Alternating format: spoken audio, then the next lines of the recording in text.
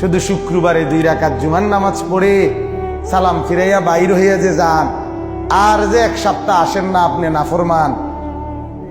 এই 1 সপ্তাহের তো খবর নাই। ওই শুক্রবারের 2 রাকাতেরই কি দশা, এটা কি বুঝনি আমরা? আপনি শুক্রবারের 2 রাকাত তো কিচ্ছু হয়েছে না গড়ার দিক, কারণ এই 2 রাকাত গ্রহণ হইলেও তো আসরের নামাজ পড়তে মন চাইতো। তাহলে আপনার নামাজের দশা কি? হ্যাঁ, আপনি হাজিরা দেন আইসা আল্লাহকে বুঝান, ঠাট্টা করেন আল্লাহর সাথে, মস্কারি করেন আল্লাহর সাথে, আল্লাহকে সোজা মনে করছেন, বোকা মনে করছেন। নাউযুবিল্লাহ। কি ভাবছেন মিয়া? কি ভাবছেন? কি ভাবছেন?